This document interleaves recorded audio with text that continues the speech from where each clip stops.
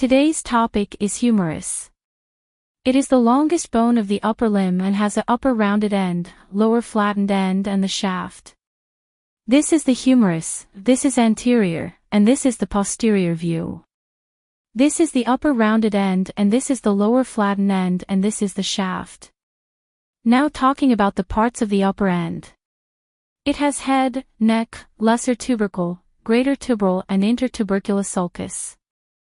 So this is head, this is neck, this is greater tubercle, this is lesser tubercle and this is intertubercular sulcus. So for the head, it articulates with the glenoid cavity of the scapula to form the shoulder joint. And for the neck, we have two neck. This is the anatomical neck which separate the head from the rest of the upper end, and this is a surgical neck which separates the upper end of the humerus from the shaft. So this is the greater tubercle, a elevation that forms the lateral part of upper end. And this is the lesser tubercle, elevation on anterior aspect of the upper end. And this is the intertubercular sulcus, it is also called as bicipital groove that separates the lesser tubercle medially from the anterior part of the greater tubercle. It has medial and lateral lips which is the downward prolongations of the greater and lesser tubercles.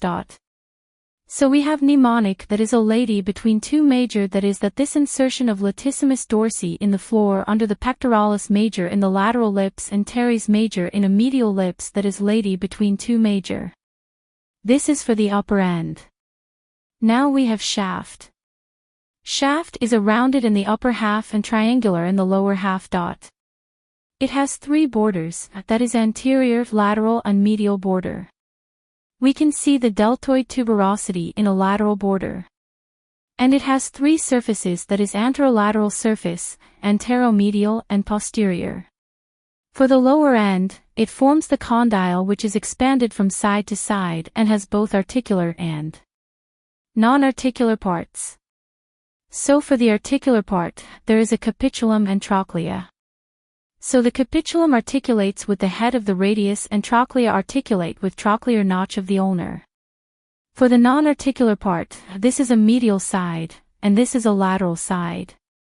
We have medial epicondyle, lateral epicondyle, and lateral supracondylar ridge, medial supracondylar ridge, and there are three fossa, two on anterior view and one in posture aspects, that is radial fossa, coronoid fossa and olecranon fossa. So this is all for gross anatomy of a humerus. Now for the muscle attachment. We have the muscles of a rotator cuff. Mnemonic for it is sits, that is supraspinatus, infraspinatus, teres minor, and subscapularis. And for intertubercle sulcus in the floor, there is insertion of latissimus dorsi, in the medial lip there is insertion of teres major and in lateral lip there is insertion of pectoralis major. So, we have a mnemonic of lady between two major. This is the lady between the two majors. Now further in the shaft. In the deltoid tuberosity, there is an insertion of a deltoid muscle and in a medial border, there is an insertion of coracobrachialis. And in inferior to the radial groove, there is the origin of medial head of triceps. And in the anterolateral and anteromedial surface there is origin of brachialis muscle. Now this is the lateral end and this is the medial end. And in the medial epicondyle there is a origin of superficial flexor muscles, in a lateral epicondyle there is origin of superficial extensor muscles pecondyle.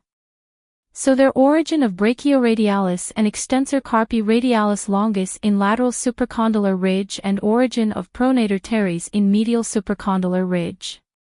That's all for muscle attachment. And this is the note. If you want the note, please comment down below.